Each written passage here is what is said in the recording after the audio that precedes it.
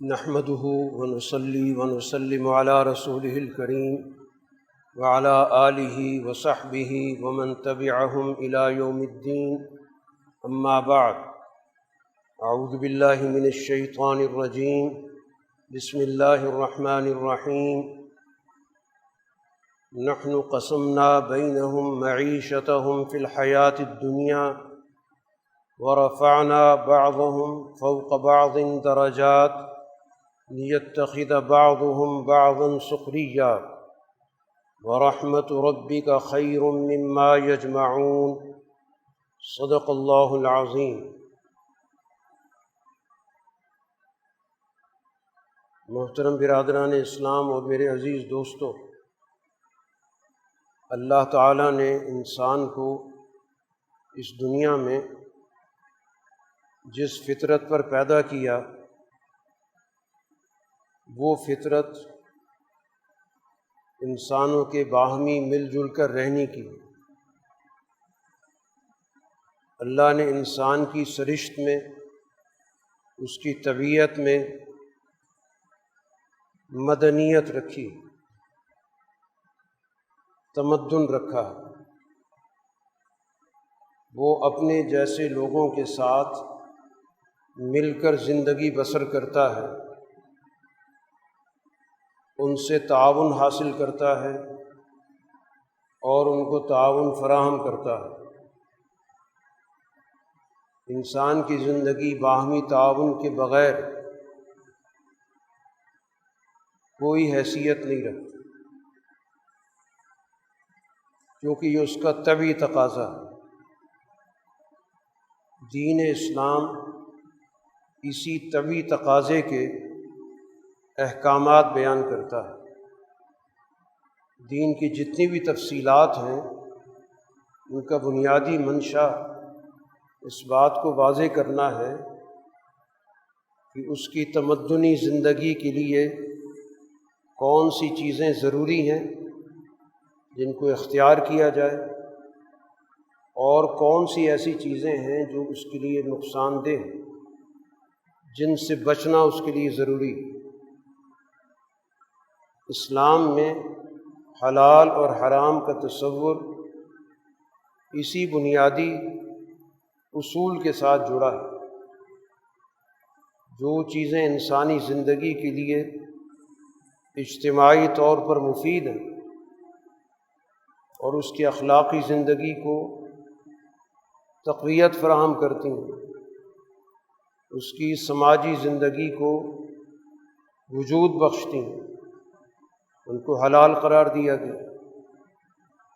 اور وہ تمام چیزیں جن کے ذریعے اس کی اخلاقی زندگی برباد ہوتی ہے، تمدنی زندگی کے اندر خرابی پیدا ہوتی ہے، باہمی معاملات میں فساد پیدا ہوتا ہے، ان چیزوں کو حرام قرار دیا گیا.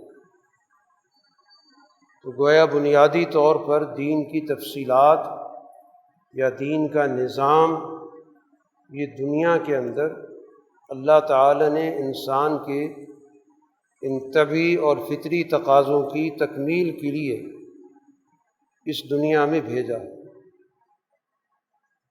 انہی امور میں سے جو انسانی زندگی کا بہت بنیادی معاملہ ہے، اس کا تعلق اس دنیا میں انسان کے مال کے کسب سے. دنیا میں انسان مال حاصل کرتا ہے اور پھر اس کو اگر درست طریقے سے خرچ کرتا ہے تو اس کے نتیجے میں اس کی زندگی میں مادی طور پر ترقی ہوتی ہے. اس لیے دین اسلام نے انسان کے لیے جیسے آمدنی کے ذرائع متعین کیے، اس کو حصول مال کا طریقہ سمجھایا، اس میں جائز اور ناجائز کی تمیز دی. اسی طرح اس نے یہ بات بھی بیان کی کہ اس مال کو کیسے خرچ کرنا ہے اور کہاں خرچ کرنا ہے. تو گویا آمدن اور خرچ جو معیشت کے دو بڑے بنیادی شعبے کہلاتے ہیں، ان دونوں شعبوں کے اندر دین اسلام نے بنیادی اصول دی، اس نے اپنا ایک بنیادی فلسفہ دیا، اس نے مختلف قاعدے اور ضابطے بتائے۔ ان قاعدے اور ضابطوں پر مشتمل ہدایات کو ہی دین کا نظام کہا جاتا ہے۔ تو دین نے اپنے نظام معیشت کے حوالے سے اس بات کو واضح کیا کہ انسانی معاشرے کے تمام افراد، ان میں سے ہر فرد اپنی جگہ پر اہمیت رکھتا ہے۔ طبعی اور فطری طور پر اللہ تعالیٰ نے کسی کو کسی پر فضیلت نہیں دی۔ اس دنیا کے اندر انسانی زندگی کے اس شعبے میں اللہ تعالیٰ نے اس چیز کو طے کر دیا کہ کوئی بھی شخص اس دنیا کے اندر بغیر وسائل کے اللہ نہیں بھیجے۔ سب سے پہلے اللہ تعالیٰ انسانوں کے لیے وسائل رزق کا بندوبست کرتا ہے، اور پھر اس کے بعد اس دنیا میں انسان آتے ہیں۔ اس لیے کائنات کی جب تخلیق ہوئی تو زمین کا نظام جب اللہ تعالیٰ نے مکمل کیا، اس زمین میں وسائل رزق رکھے گئے، معدنیات رکھی گئیں، زراعت کی صلاحیت رکھی گئی، اور پھر اس کے بعد یہ انسان تمام مخلوقات میں سب سے آخر میں آیا۔ یہ اس بات کی واضح علامت تھی کہ اس پوری کائنات کے اندر اور خاص طور پر زمینی نظام میں اس انسان کو تمام مخلوقات پر فوقیت حاصل، اور یہ تمام مخلوقات اللہ نے اس کے کام میں لگائی، مسخر کی کہ وہ اس زمین کے اندر موجود معدنیات سے فائدہ اٹھائے، زمین کی زرعی صلاحیت سے فائدہ اٹھائے، اس زمین پر موجود وسائل میں اپنی مہارت، اپنی ذہانت استعمال کر کے نئی چیزیں ایجاد کرے، ان ایجادات کے ذریعے اپنی زندگی میں سہولتیں پیدا کرے۔ یہ سارا کا سارا گویا زمینی نظام اللہ نے اس انسان کے لیے پیدا کیا، اور بغیر کسی تفریق کے پیدا کیا۔ انسان بطور انسان، اس حیثیت میں تمام انسان برابر ہیں۔ اس لیے اللہ تعالیٰ تمام انسانوں کے بارے میں کہتا ہے هُوَ الَّذِي جَعَلَكُمْ خَلَائِفَ الْأَرْضِ، کہ اللہ تعالیٰ نے تم سب کو اس زمین کے اندر نمائندگی دی ہے، اس زمین کے وسائل سے فائدہ اٹھانے کا تمہیں استحقاق دیا ہے۔ اسی کو خلافت ارضی کہا گیا کہ اللہ نے اس دنیا کے وسائل سے استفادے کی، اسے عقل دی، شعور دیا، علم دیا، اور پھر اس زمین میں پوری طرح اس کو دسترس دی، قدرت دی۔ تو اللہ تعالیٰ جب دنیا کے اندر انسان کو بھیجتا ہے تو یہ انسان ان وسائل میں باقاعدہ اپنا حصہ لے کر آتا ہے۔ کسی کو بھی اللہ تعالیٰ ان وسائل سے ماورا نہیں پیدا کرتا۔ پھر اس دنیا میں ان وسائل سے استفادے کے لیے اللہ تعالیٰ کی طرف سے شریعتیں آتی ہیں۔ اسی طرح اللہ تعالیٰ انسانوں کو عقل دیتا ہے، سمجھ دیتا ہے، اور عقل اجتماعی عطا کرتا ہے کہ تم نے اپنے اجتماع کو کیسے بنانا ہے، کیسے سنوارنا ہے، اس کے اندر کن امور کے ذریعے اپنے معاشرے کو ترقی دینی ہے، اور کون سے معاملات ہیں جن سے سوسائٹی کو نقصان پہنچتا ہے ان سے بچنا ہے۔ تو باہمی تعاون کا نظام یہ در حقیقت دین نے اس کے لیے ہمیں تفصیلات دی۔ قرآن نے کہا تعاونوا علی البر والتقوی، کہ آپس میں باہمی تعاون کرو، اس تعاون کا نظام قائم کرو نیکی کے اصول پر، تقوی کے اصول پر، عدل اور انصاف کے اصول پر۔ تو یہ تعاون باہمی کہلاتا ہے کہ جس میں ہر فرد دوسرے کے لیے خیرخواہی کے جذبات سے کام کرتے۔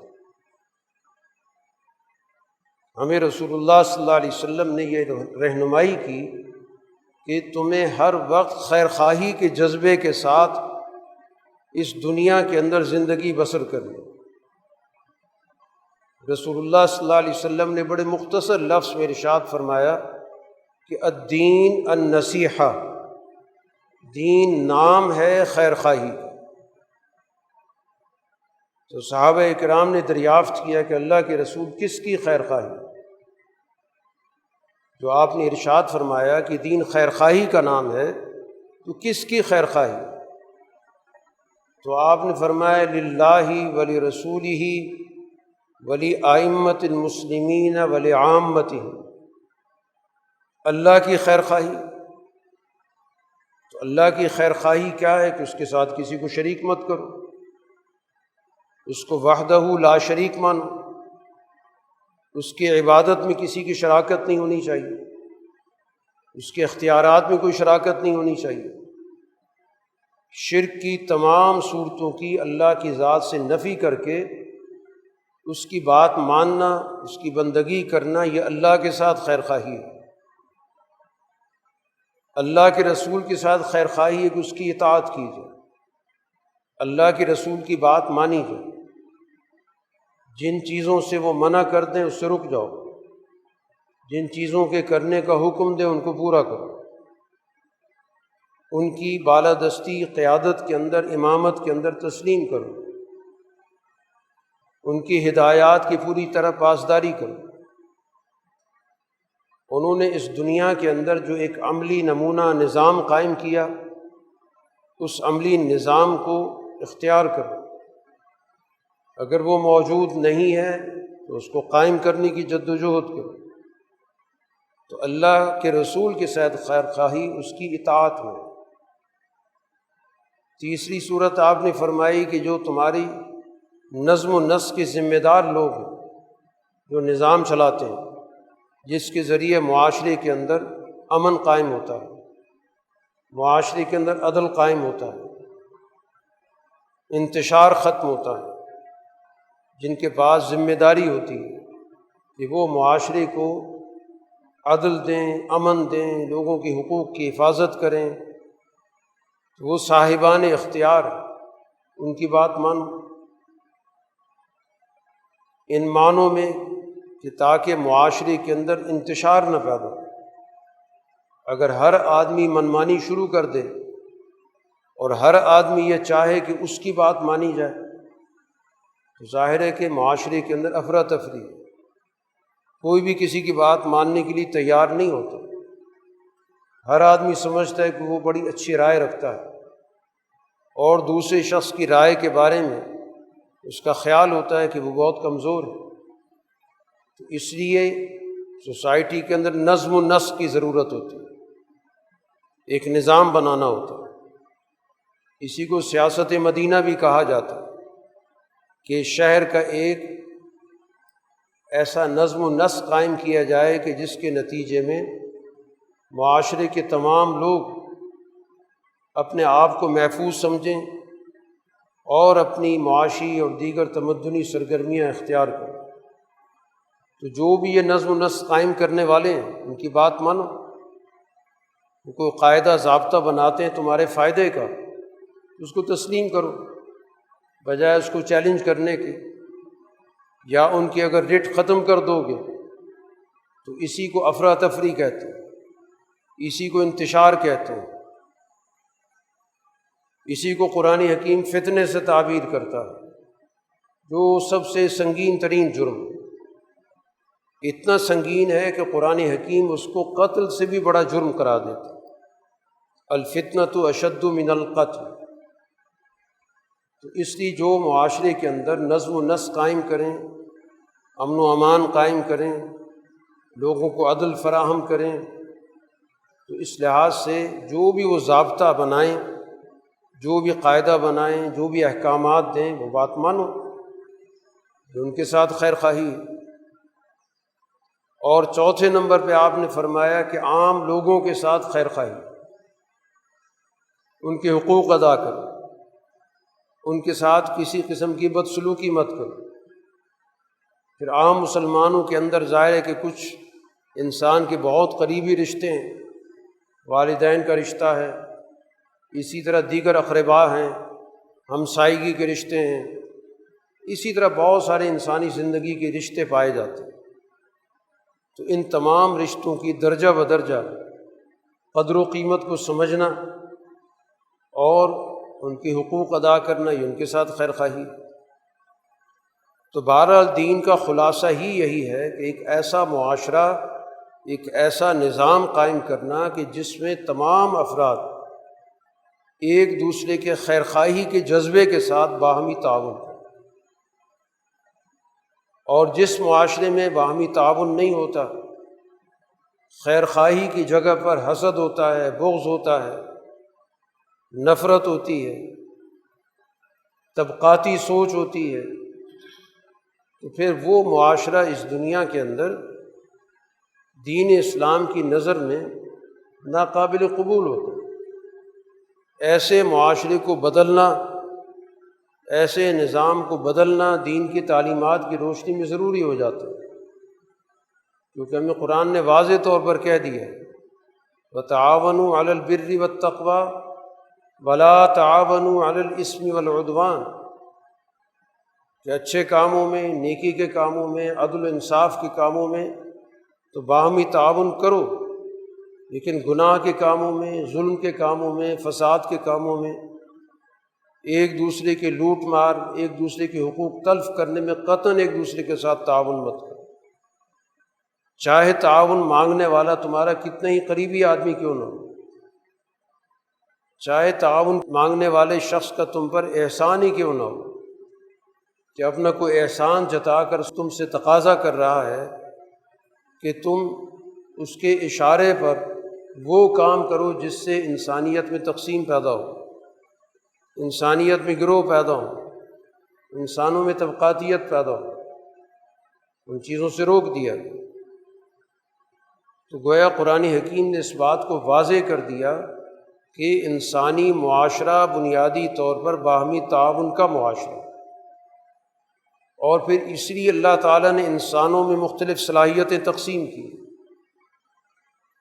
صلاحیتوں کی تقسیم اس لیے کی گئی کہ ایک آدمی جس صلاحیت کا مالک ہے وہ اس صلاحیت سے دوسرے کو فائدہ پہنچائے، اور جس صلاحیت میں دوسرا اس سے آگے وہ اس سے فائدہ لے۔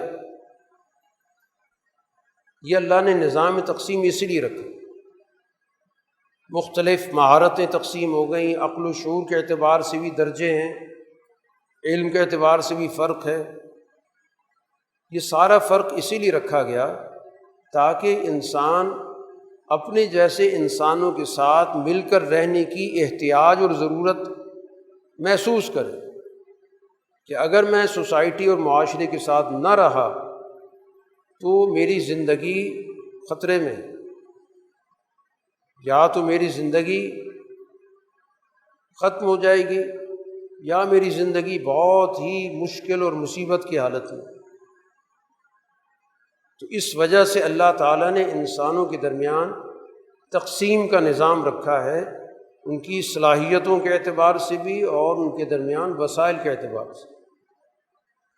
مقصد اس کا یہ ہے کہ آپس میں ایک دوسرے کے ساتھ ربط پیدا ہو، ایک دوسرے کی کمی کو پورا کرو۔ جس شخص کے پاس بھی جس شعبے کی مہارت ہے یا اس کے پاس کوئی عملی صلاحیت ہے یا اس کے پاس نسبتاً زیادہ وسائل ہیں، وہ پابند ہو گیا ہے اس بات کے لیے کہ وہ ان چیزوں سے دوسروں کو فائدہ پہنچائے۔ کسی کو اختیار نہیں کہ ان چیزوں پر وہ اجارہ داری قائم کرے،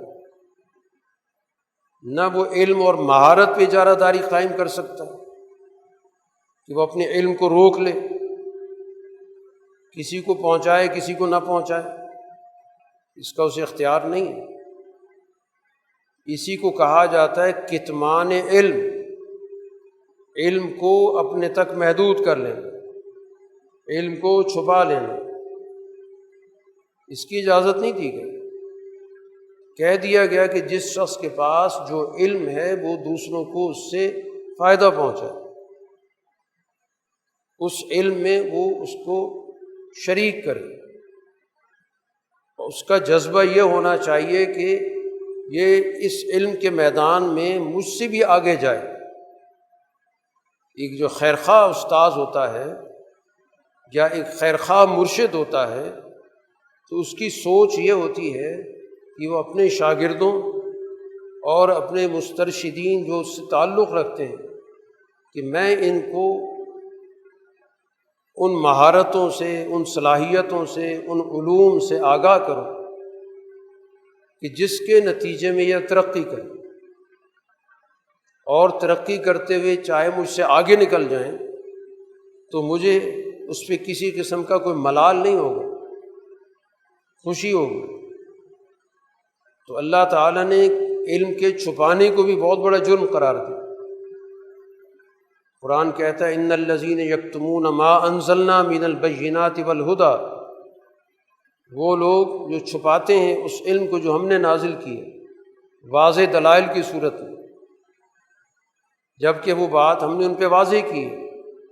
واضح اس لیے کی ہے تاکہ دوسرے لوگوں تک اس علم کو پہنچاؤ، ان کو ہم نے ہدایت دی، لیکن انہوں نے اس علم کو اپنی ذات تک محدود رکھا، کسی اور تک علم نہیں پہنچایا تاکہ ان کی اجارہ داری قائم رہے۔ قرآن نے بڑے سخت لفظوں میں بات کی، اولئک الذین یلعنہم اللہ ویلعنہم اللاعنون، ان پر اللہ تعالیٰ کی پھٹکار ہے، ان پر اللہ تعالیٰ کی لعنت ہوگی، اور لعنت کرنے والوں کی بھی لعنت ہوگی۔ فرشتے بھی لعنت کریں گے، اور اس دنیا کے لوگ تو کریں گے ہی کریں گے، کیونکہ اس نے اس علم سے انسانیت کو فائدہ نہیں پہنچایا، بلکہ اس علم کے ذریعے اس نے لوگوں پر اپنی برتری قائم کی، اس کے ذریعے لوگوں کو اپنا محتاج بنانے کی کوشش کی۔ تو اس وجہ سے اللہ نے انسانوں کو جو کچھ بھی عطا کیا ہے، اس عطا میں اس نے دوسرے انسانوں کو شریک کرنا، علم میں شریک کرنا، مہارت میں شریک کرنا، وسائل میں شریک کرنا۔ قرآن حکیم کہتا ہے نحن قسمنا بینہم معیشتہم فی الحیات الدنیا، ہم نے انسانوں کے درمیان ان کی معیشت کو تقسیم کیا۔ ورفعنا بعضهم فوق بعض درجات، اور ہم نے کچھ کو کچھ پر مختلف درجات کے مطابق بلندی بھی دی، کسی کو علم کے اندر بلندی دی، مہارت کے اندر بلندی دی، کسی کو وسائل کے اندر بلندی دی، کسی کو محنت کی صلاحیت کے اندر بلندی دی، کسی کی ذہنی لیاقت زیادہ بڑھا دی، کسی کی جسمانی طاقت بڑھا دی۔ یہ اللہ نے انسانی معاشرے کے اندر بعض کو بعض پر فضیلت دی، ہر بعض کو دوسرے بعض پہ فضیلت، ایک لحاظ سے آگے تو دوسرا دوسرے لحاظ سے اس سے آگے۔ ایسا نہیں ہے کہ ایک بالکل پست طبقہ ہے اللہ نے پیدا کر دیا جس کے پاس کچھ بھی نہ ہو، ذہنی طور پر بھی پسماندہ ہو، جسمانی طور پر بھی کمزور ہو، صلاحیتوں سے بھی محروم ہو، وسائل بھی اس کے پاس نہ ہو، اور دوسرے کے پاس وسائل بھی ہوں، طاقت بھی ہو، صلاحیتیں بھی ہوں، علم بھی ہوں۔ یہ اللہ کی تقسیم نہیں ہے۔ اللہ تعالیٰ نے انسانوں کے اندر مختلف چیزیں رکھ کر بعض کو بعض میں فضیلت دے دی۔ اب کسی کو علم کے لحاظ سے فضیلت حاصل ہے، وہ علم میں دوسروں سے آگے، کسی کو وسائل کے اعتبار سے فضیلت دی گئی، وسائل اس کے پاس زیادہ ہے۔ لیکن ساتھ ہی قرآن حکیم نے یہ بات کی کہ لیتخذ بعضهم بعضا سخریہ، تاکہ ایک دوسرے سے کام لے سکو۔ تو ایک دوسرے سے کام کیسے لیں گے؟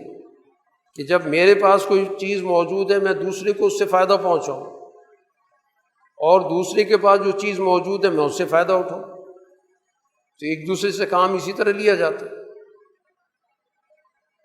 ایسا نہیں ہوتا کہ ایک صرف کام لینے والا ہوتا ہے، دوسرا صرف کام دینے والا ہوتا ہے۔ جو قرآن کا انداز بیان ہے وہ بات واضح کر رہا ہے کہ تاکہ تم ایک دوسرے سے کام لو، ایک دوسرے کے کام آؤ، ایک دوسرے کے ساتھ تعاون کرو۔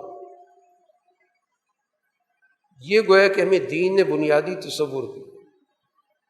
اس لیے صالح معاشرہ، صالح نظام وہ ہوتا ہے کہ جس میں تمام افراد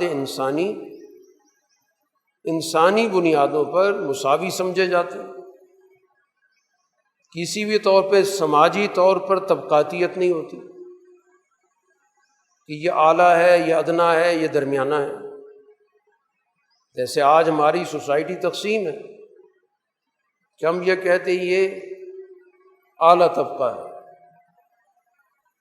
جو خوشحال ہوتا ہے، جس کے پاس زیادہ وسائل ہوتے ہیں، یہ متوسط طبقہ ہے، یہ درمیانہ طبقہ ہے، یہ سفید پوش ہے، اور یہ بہت ہی نچلا طبقہ ہے۔ پھر ان طبقوں کے اندر بھی بہت سارے درجے ہیں، یہ کہتے ہیں اپر مڈل کلاس اور لوئر مڈل کلاس، یعنی اس کلاس کے اندر بھی ہم نے اپر لوئر کر دی۔ تو یہ طبقاتی ذہنیت یہ ہوتی ہے کہ جو انسانوں کو مستقل تقسیم کرتی، اور وہ معاشرہ اسی بنیادوں پر اپنی پہچان پیدا کرتا ہے۔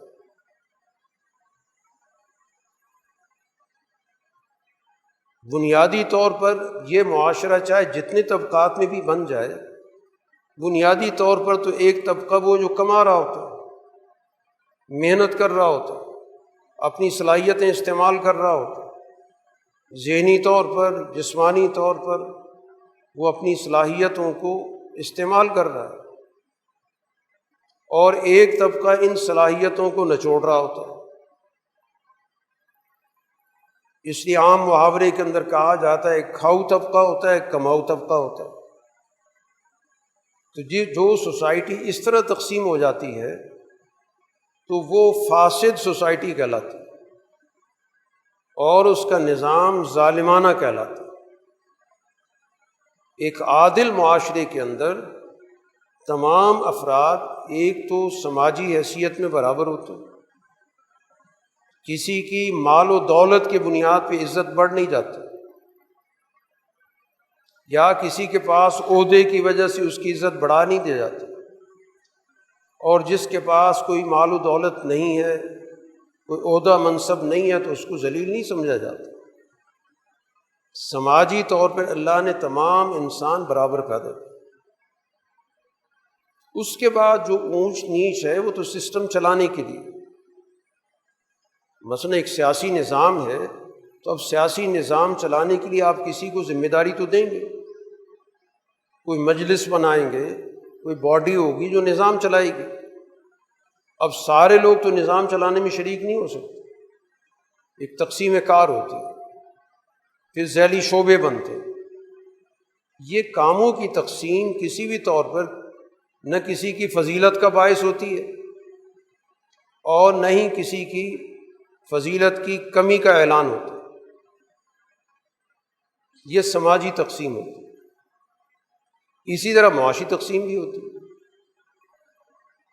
تو اس کا بنیادی مقصد معاشرے کے ڈھانچے کو چلانا ہے، اس کو صحیح خطوط پہ استوار کرنا ہے۔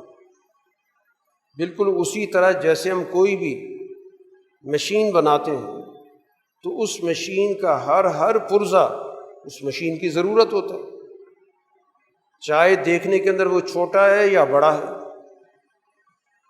کبھی بھی کسی کی نظر میں اس وجہ سے کہ یہ بڑا پرزہ ہے اس کی زیادہ اہمیت ہے، اور وہ چھوٹے کو نظر انداز کر دے، کبھی بھی مشین نہیں چل سکتی۔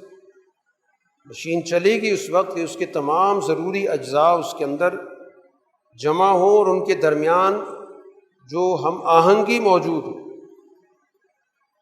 کہ جس جگہ اس نے کام کرنا ہے وہ وہاں پہ موجود ہو، اس کو جس پرزے کی سپورٹ چاہیے وہ موجود ہو، جس کو اس نے سپورٹ دینی ہے وہ موجود ہو، تو پھر جا کے وہ مشین کام کرتی ہے۔ اور کسی ایک پرزے کی خرابی سے ساری مشینری بیٹھ جاتی ہے۔ کبھی یہ نہیں کہا جاتا کہ چلیں یہ 90% چل رہی ہے۔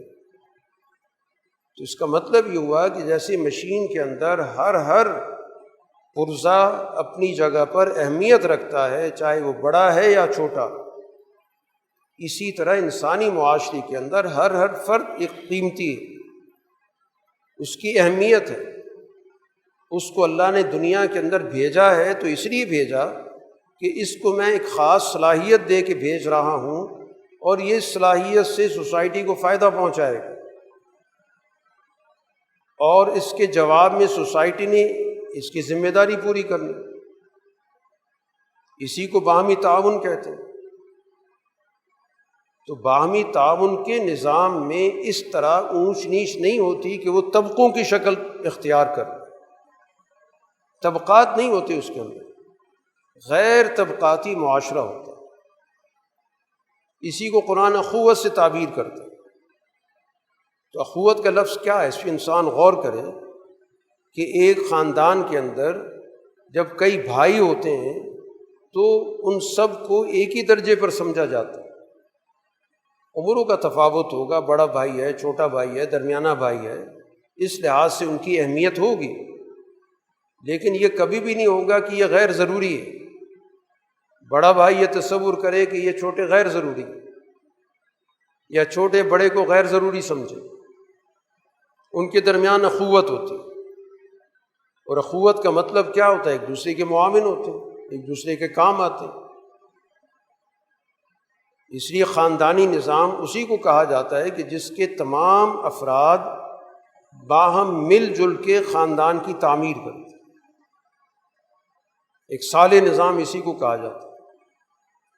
تو معاشرہ اسی خاندان کی ایک بڑی شکل، خاندانی نظام کے ذریعے جو انسانوں کو تعلیم و تربیت دی جاتی ہے یا دی جانی چاہیے، اسی کی ہی ایک وسیع تر شکل ہے جس کو ہم معاشرہ کہتے ہیں، نظام کہتے ہیں، محلہ کہتے ہیں، شہر کہتے ہیں، ملک کہتے ہیں۔ اس کی اساس وہ ہے، تو اسی اساس پر ہی معاشرہ بننا۔ اور جب یہ اساس ٹوٹ جاتی ہے، اسی کو ہم کہتے ہیں یہ طبقاتی نظام۔ اور طبقاتی نظام کیا چیز ہوتی ہے کہ اس کے اندر ایک طبقہ اپنی ساری صلاحیتیں استعمال کر رہا ہوتا ہے، محنت کر رہا ہوتا ہے، جد و جہد کر رہا ہوتا ہے، دن رات کی تمیز ختم ہو جاتی ہے، لیکن اس کا جو نتیجہ ہے اس سے فائدہ اٹھانے والا وہ طبقہ ہوتا ہے جو کسی قسم کی محنت نہیں کر رہا ہوتا، اور اسی بنیاد پر وہ وسائل بھی زیادہ سے زیادہ اکٹھے کرتا ہے، اسی بنیاد پر وہ اپنی سماجی مرتبہ بھی بنا لیتا ہے، اسی بنیاد پر وہ اپنی سیاسی حیثیت بھی بناتا ہے۔ یعنی وہ کھاؤ طبقہ گویا وہ تمام چیزیں جو کماؤ طبقے کو ملنی چاہیے وہ ساری اس سے چھین لیتے۔ اسی کو کہا جاتا ہے طبقاتی معیشت، یا اسی کو کہا جاتا ہے طفیلی معیشت۔ طفیلی کہا جاتا ہے وہ کیڑے جو دوسروں کے خون پر پلتے ہیں، جانوروں پر کچھ چیچڑیاں لگ جاتی ہیں، وہ اس پر رہ کے وہ اس کا خون چوس کے ان کی زندگی ہوتی ہے، وہ خود کچھ نہیں کرتے، یہ طفیلی کہلاتے ہیں۔ تو اسی طرح یہ طفیلی ہوتے ہیں جو معاشرے پر مسلط ہو جاتے ہیں جونک کی طرح، اور اس کا خون چوستے رہتے ہیں۔ تو یہ طفیلی معیشت ہی سوسائٹی کو برباد کرتی ہے۔ تو آج جو پاکستان کی معیشت ہے یہ طبقاتی معیشت ہے اور طفیلی معیشت ہے، کہ معاشرے کے اندر ایک طبقہ جو کرتا کراتا کچھ بھی نہیں ہے، وہ معاشرے پر محنت کرنے والوں پر مسلط ہے اور ان کے خون کو چوس رہا ہے۔ اس لیے اس معاشرے کے اندر ان کے لیے مراعات ہوتی ہے۔ کمزور لوگوں کو سبسڈی دیتے ہوئے ان کو بجٹ یاد آ جاتا ہے، اس کے لیے لمبی چوڑے بہانے ہوتے ہیں۔ سب سے بڑا عذر یہ ہوتا ہے کہ ہمیں باہر والے اجازت نہیں دے رہے، جو قرضہ دینے والی ایجنسیاں ہیں IMF اور ورلڈ بینک اور ایشین بینک وغیرہ وغیرہ، وہ اجازت نہیں دیتے اور خود مراعات پہ مراعات لیتے ہیں۔ تو گویا وہ عالمی ایجنسیاں اس طبقے کی مراعات پہ تو کوئی اعتراض نہیں کرتی، اور جو کمزور لوگ ہیں اور جن کی کمزور معیشت کو یہ ادارے تسلیم بھی کرتے ہیں، ذکر بھی کرتے ہیں کہ یہاں کے لوگ معاشی طور پہ پسماندہ ہیں، کمزور ہیں، لیکن ان کے لیے ہر قسم کی سبسڈی کو غلط قرار دیتے ہیں۔ مستقل دباؤ ہوتا ہے کہ ٹیکس بڑھاؤ، اور ٹیکس کس پہ بڑھتا ہے؟ عام آدمی پہ بڑھتا ہے۔ جو بھی وہ چیز خریدتا ہے وہ ٹیکس سمیت خریدتا ہے، تو براہ راست ٹیکس بھی دیتا ہے، بالواسطہ بھی دیتا ہے۔ تو جو اوپر کا طبقہ ہے وہ ان چیزوں سے مستثنیٰ ہوتا ہے۔ ابھی حال ہی میں آپ کے جو قانون ساز ادارے کہلاتے ہیں، انہوں نے 600% اپنی تنخواہ اور مراعات میں اضافہ کیا۔ 600%۔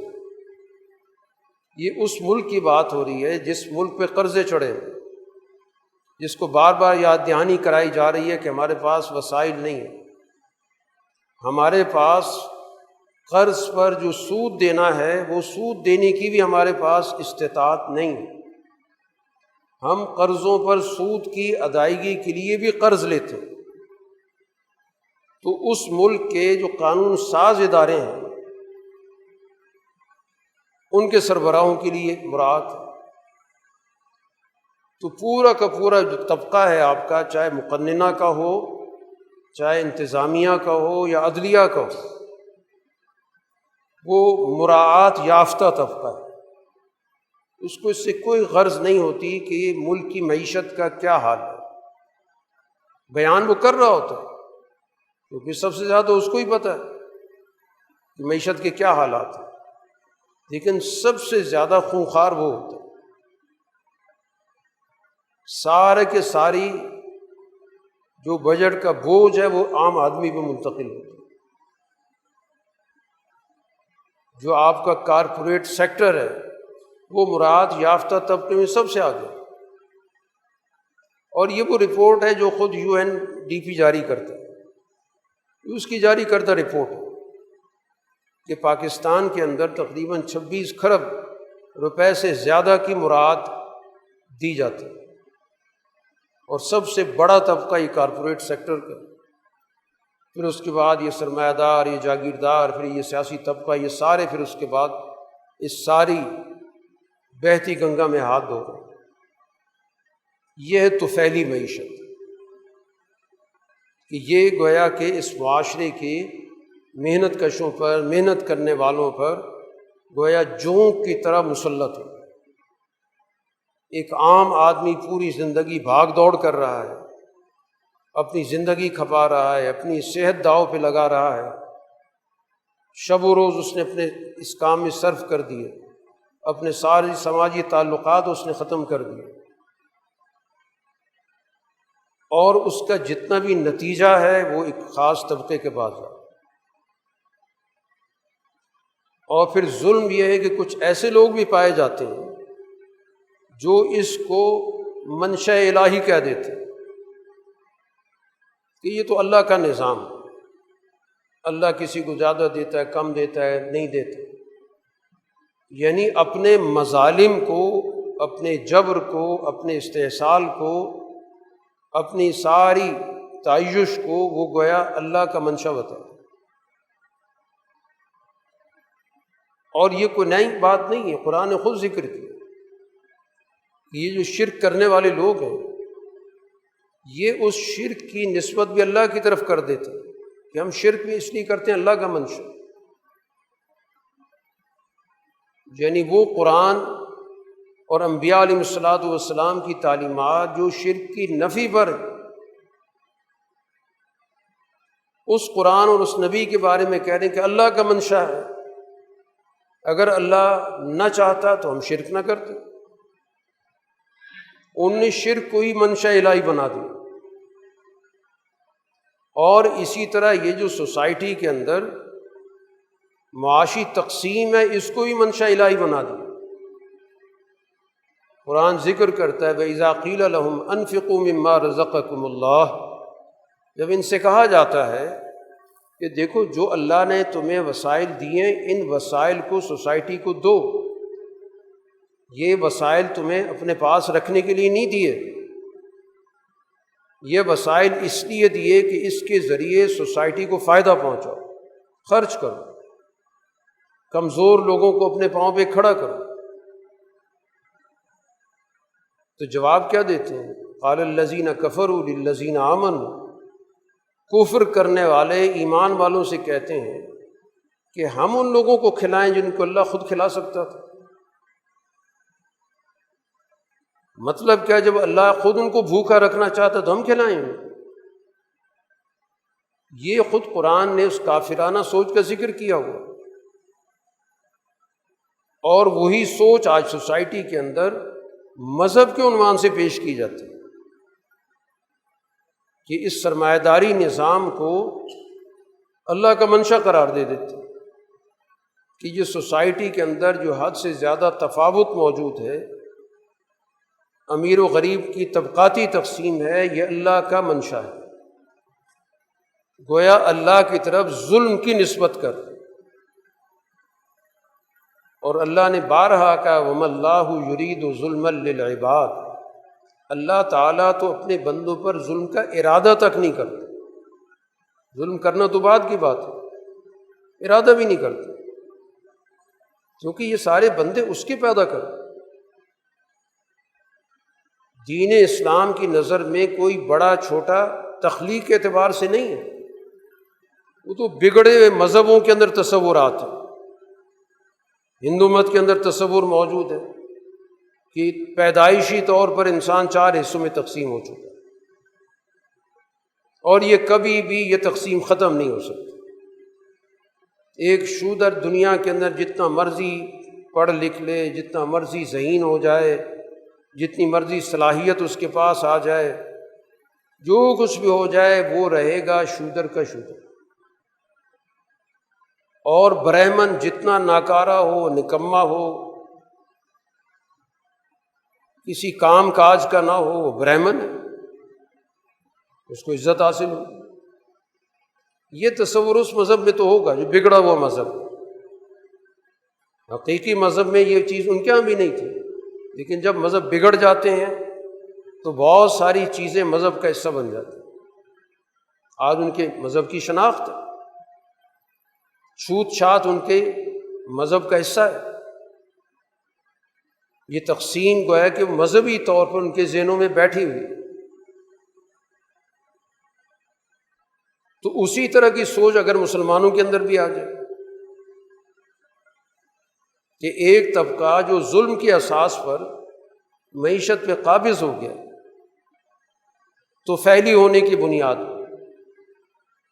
جو پاکستان کے اندر جو بھی آپ کا اوپر کا طبقہ ہے، وہ بنیادی طور پر تو بنا ہے غداری کے دور کے اندر، جنہوں نے انگریز سے وفاداریاں کی اور قوم سے اور وطن سے غداری کی، ان کو نوازا گیا،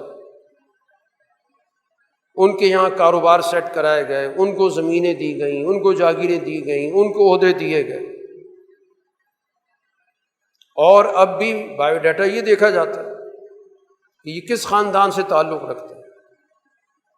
اس کا ماضی وفادار خاندان کا ہے، انگریزوں کا وفادار رہا ہے، بعد کے نظام چلانے والوں کا وفادار رہا ہے، تو اس کو نظام میں شریک ہونے کے لیے زائد نمبر ملتے ہیں، آج تک چل رہا ہے۔ لیکن یہ سارا کا سارا نظام کسی بھی صورت میں اس کا دین سے کوئی تعلق نہیں۔ دین کے تو اساس انسانیت ہے۔ انسانی اخلاق میں جو ترقی کرے گا وہ یقیناً باعزت ہے۔ ان اکرمکم عند اللہ اتقاکم، جس کے اندر تقوی موجود ہے، اللہ کے سامنے جواب دہی کا، جس کے اندر عقیدہ موجود ہے، جو اس بنیاد پر معاشرے کے اندر حقوق ادا کرتا ہے، عدل و انصاف فراہم کرتا ہے، اس کو اللہ کے یہاں عزت حاصل ہے۔ اور یہ ایک ایسی چیز ہے کہ اس کو ہر آدمی حاصل کر سکتا ہے، اس کا کوئی تعلق کسی خاندان سے تو نہیں ہے۔ یہ تو اللہ تعالیٰ نے ایک کھلا میدان رکھ دیا، مقابلہ کرو، جو جتنا آگے نکل جائے گا اللہ کو اتنا ہی پسند ہوگا، چاہے وہ کسی خاندان سے تعلق رکھتا ہو، کسی زبان سے تعلق رکھتا ہو، کسی علاقے سے تعلق رکھتا ہو۔ تو دین اسلام کی نظر میں جو طبقاتی معیشت ہے، تو پھیلی معیشت ہے، یہ مکمل طور پہ حرام ہے، ممنوع ہے، اس کی کوئی گنجائش نہیں۔ رسول اللہ صلی اللہ علیہ وسلم نے جو معیشت قائم کی، خلفائے راشدین نے جو معیشت قائم کی، وہ بنیادی طور پر محنت کی اساس پر تھی۔ چاہے وہ محنت انسان جسمانی طاقت سے کرتا ہے، چاہے اپنی ذہنی صلاحیت سے کرتا ہے، جس کے ذریعے وہ معاشرے کے اندر کوئی تعمیر و ترقی کے حوالے سے اضافہ کرتا ہے، اس بنیاد پر گویا کہ سوسائٹی کھڑی کی۔ طبقاتیت کو ختم کیا گیا۔ اس دور کے اندر قبائلیت کی سوچ تھی، اس قبائلیت کی سوچ کو جو اونچ نیچ پر مبنی تھے ختم کر دیا کہ سارے برابر، کسی کو کسی پر کوئی فوقیت حاصل نہیں۔ جو رسول اللہ صلی اللہ علیہ وسلم کے خطبہ حجۃ الوداع کے اندر الفاظ ہیں وہ تو یہی ہیں، حتیٰ کہ آپ نے عربی عجمی کا فرق بھی ختم کر دیا۔ حالانکہ جن کے سامنے آپ خطبہ دے رہے ہیں وہ سارے عرب بیٹھے ہیں، ان کو بھی سمجھا رہے ہیں کہ یہ دین کی جو اساس ہے، اس میں عربی عجمی کی کوئی فوقیت فضیلت کا معاملہ نہیں۔ جب تک عربوں کے اندر صلاحیت رہے گی قیادت کریں گے، اور اگر یہ کل صلاحیت عربوں سے منتقل ہو جاتی ہے عجمیوں کی طرف، تو محض اس وجہ سے کہ نبی عربی ہیں، قرآن عربی زبان میں ہے، لہٰذا ہماری بالادستی تسلیم کر لی جائے، نفی کر دی۔ ایسا نہیں ہوگا۔ جب تک تمہاری صلاحیتیں ہیں تمہارے پاس قیادت رہے گی۔ ما اقام الدین، جب تک تم دین کو قائم رکھو تو تمہارے پاس قیادت رہے گی، اور جب اقامت دین کا نظام تم قائم نہیں کر پاؤ گے اور تم سے زیادہ باصلاحیت لوگ آگے آ جائیں گے تو پھر ان کا استحقاق ہوگا۔ یہ تو قرآن حکیم نے واضح طور پر کہہ دیا، وَإِن تَتَوَلَّوْا يَسْتَبْدِلْ قَوْمًا غَيْرَكُمْ ثُمَّ لَا يَكُونُوا أَمْثَالَكُمْ، کہ اگر تم انحراف کرو گے، منہ موڑو گے، پیٹھ دکھاؤ گے، تو اللہ تعالیٰ تمہاری جگہ دوسری قوم کو لے آئے گا، تبدیل کر دے گا، اور وہ پھر تمہارے جیسے نہیں ہوں گے، جدوجہد کرنے والے ہوں گے۔ تو جب تک وہ جدوجہد کریں گے، صحیح راستے پر چلیں گے، قیادت ان کے پاس ہوگی۔ جب وہ منحرف ہو جائیں گے تو قیادت کہیں اور چلی جائے گی۔ تو اس وجہ سے جو معاشرہ ہے وہ بنیادی طور پر انسانی اصولوں پر قائم کرنے کے لیے رسول اللہ صلی اللہ علیہ وسلم دنیا میں تشریف لائے۔ اس لیے آپ نے اس معاشرے سے اس طبقاتی ذہنیت کا خاتمہ کر دیا جو ذہنوں کے اندر خناس تھا بڑے ہونے کا، اس کو آپ نے ذہنوں سے نکالا اور بتا دیا کہ تمہارے اندر جتنے اعلیٰ اخلاق ہوں گے، جتنا تمہارا کردار انسانی ہوگا، جتنا تم سماجی طور پر معاشرے کے لیے مفید ہوگے، اتنی تم اس معاشرے کی نظر میں باوقار ہوگے۔ اور اگر یہ کردار نہیں ہے تو یہ نسبتیں کوئی کام نہیں آئیں۔ محض اس بنیاد پر کہ تمہارے اندر قرآن اترا تھا یا تمہارے اندر آخری نبی آیا تھا، اس لیے تمہیں قیامت تک کے لیے دنیا اعزاز دیتی ہے، ایسا نہیں ہوگا۔ تو جب اللہ نے اس قوم کو کہہ دیا تو باقی دنیا کے اندر کون سی قوم ہے؟ تو اس وجہ سے جو بنیادی بات ہمارے سمجھنے کی ہے کہ دین کا جو نظام ہے، دین نے جو معاشرہ قائم کیا ہے، وہ انسانی احترام، انسانی عزت، انسانی مساوات کے اصول پر قائم ہے۔ اس لیے اسی اساس پر ہی جو معیشت کا نظام ہوگا وہ بھی استوار ہوگا تو قابل قبول ہوگا۔ محض دوسرے کے بل بوتے پر، دوسری کی محنت کے اساس پر لوٹ مار کا نظام قائم کر دینا اور اس کے فائدے اٹھانا اور اس کو منشا الہی قرار دے دینا، تو یہ تو دین کے ساتھ سب سے بڑا ظلم ہے۔ جو دین معاشرے کے اندر ظلم مٹانے آیا، آج اس کو اس ظلم کے قائم کرنے کے لیے استعمال کیا جاتا ہے، ادھوری آیتیں پڑھ کر، سیاق و سباق سے کاٹ کر، پورے مضمون کو سمجھے بغیر، اور پھر خاص طور پر اس قرآن پر تو اللہ نے معاشرے قائم کیے۔ کسی کو کوئی غلط فہمی ہو رہی ہے تو معاشرے کا مطالعہ کر لیں کہ رسول اللہ صلی اللہ علیہ وسلم نے کیسی معیشت، کیسا معاشرہ قائم کیا، اس میں کتنے طبقات تھے، کس طبقے کی بالادستی تھی، خلافت راشدہ کے دور میں کون سے طبقات تھے۔ یہی عملی تفسیر ہے جو رسول اللہ صلی اللہ علیہ وسلم کا نظام ہے اور خلافت راشدہ کا نظام ہے۔ تو وہاں پر تو انسان کی بطور انسان قدر و قیمت اس بنیاد پر نہیں کی جا رہی کہ اس کے پاس کوئی طاقت زیادہ آ گئی، کوئی وسائل زیادہ آ گئے، اس کے پاس کوئی صلاحیت بڑھ گئی جس کی وجہ سے اس کو دوسرے لوگوں پر مسلط کر دیا۔ ہاں، اس صلاحیت کو اس نے اجتماع کے لیے استعمال کیا، معاشرے کے لیے استعمال کیا، چاہے وہ علم کی صلاحیت تھی، چاہے اس کے پاس طاقت تھی، شجاعت تھی، چاہے اس کے پاس مال تھا، جو بھی کوئی صلاحیت تھی، جس نے کل انسانی معاشرے کے لیے استعمال کی، یقیناً وہ ہمارے لیے رہنما ہے، رہبر ہے۔ اور جس طبقے نے مفاداتی زندگی بسر کی، قرآن نے اس کا واضح طور پہ ذکر کر دیا۔ منافقت کس چیز کا نام؟ منافق نام ہی اس طبقے کا ہے جو اوپر سے نیچے تک مفاد پرست، نہ وسائل کی تقسیم پسند کرتا ہے، نہ کسی کو عہدہ دینے کے اندر اس کو کسی بھی صورت میں اس کی رضامندی ہوتی ہے، مذاق اڑاتا ہے کہ کمزور لوگوں کو اختیارات دے دیے گئے، مال تقسیم کر دیا گیا، ہم تو زیادہ حقدار تھے۔ قرآن نے ان کے اعتراضات ذکر کیے ہوئے۔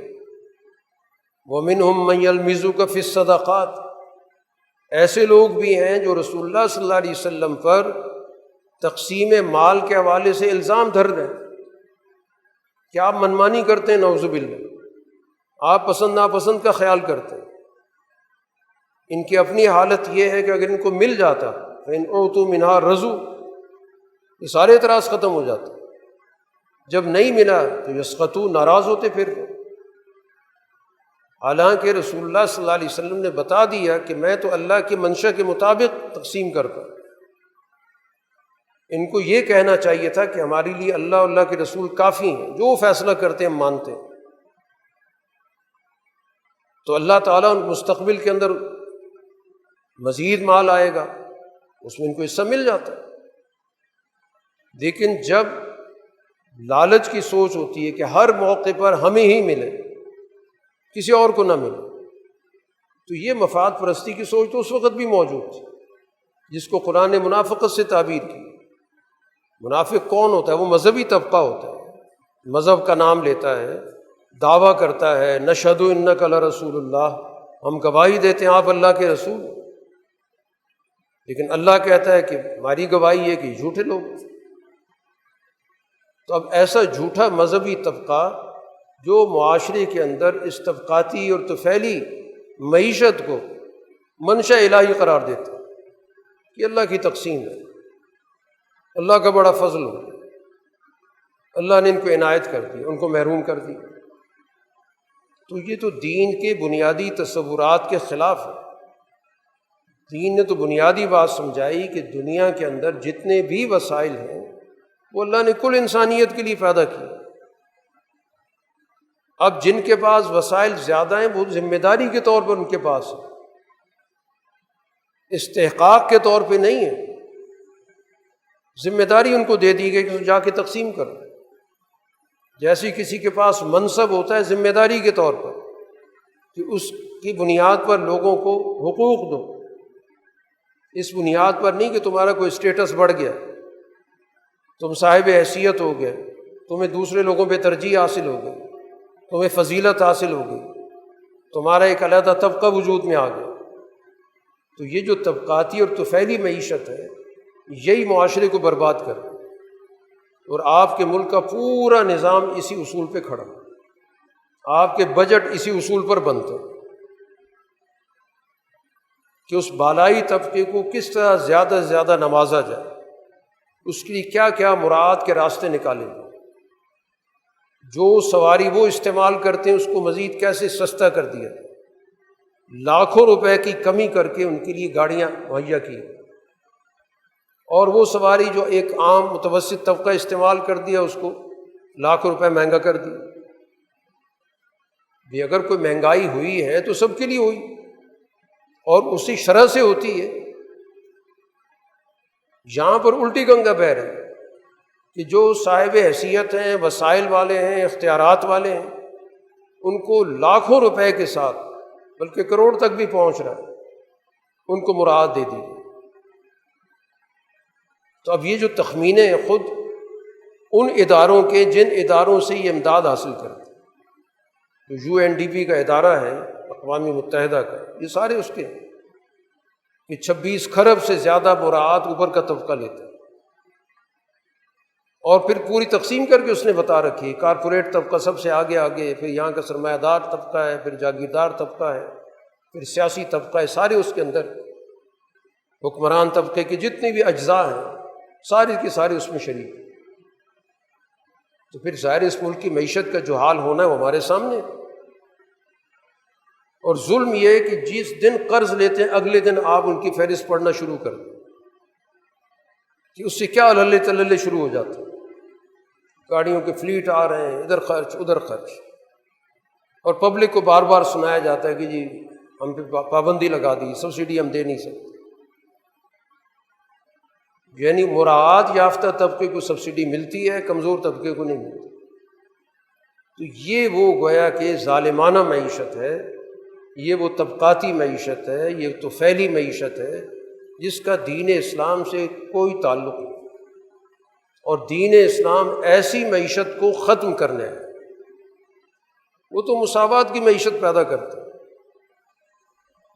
وہ کہتا ہے جتنے بھی وسائل ان کو تقسیم کرو۔ اگر سوسائٹی میں فرض کریں وسائل کی تقسیم کے باوجود بھوک ہے تو بھوک تقسیم کر دو، سب بھوکے رہیں، ایک وقت ہی کھائیں سارے۔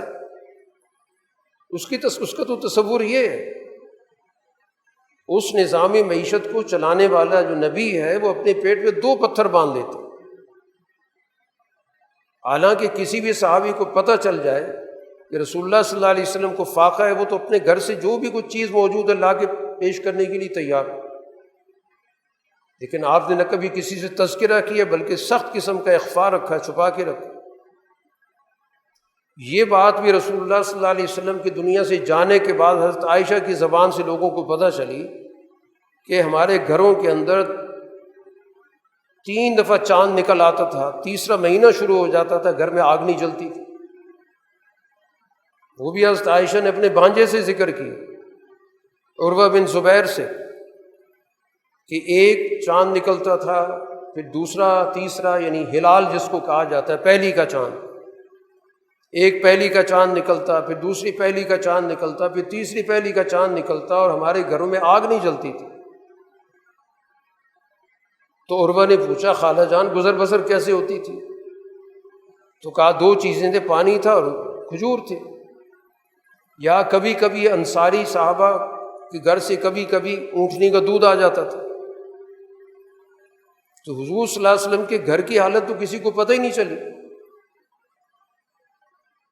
تو بنیادی طور پر تو یہ انسانی سوچ یہ ہوتی ہے کہ سوسائٹی کے اندر تمام لوگ ایک ہی کیفیت میں ہیں، وسائل موضوع نہیں ہے، اصل چیز وہ انسانی فکر اور سوچ، اس کا درست خود پہ استوار ہونا ضروری ہے۔ کم وسائل کا ہونا کوئی معنی نہیں رکھتا۔ جتنے بھی وسائل موجود ہیں ان کے اندر معیشت کا نظام بنانا یہ بنیادی ذمہ داری ہوتی ہے۔ اگر واقعتاً آپ کے پاس وسائل کم ہو گئے، جو کہ اگرچہ کم نہیں ہے، فرض کر لیتے ہیں، تو پوری قوم طے کر سکتی ہے کہ حکمران سے لے کر نیچے رعایا کے ہر فرد تک ہر آدمی ہر روز ایک وقت کا کھانا کھائے گا۔ تو آپ دیکھیں اس سوسائٹی کے اندر کتنی قوت پیدا ہوگی، کتنا ایثار پیدا ہوگا، ہر ایک کو پتہ ہوگا کہ ہر ایک ایک دوسرے کے لیے قربانی دے رہا ہے۔ لیکن یہاں تو اس قربانی کی ضرورت بھی نہیں ہے۔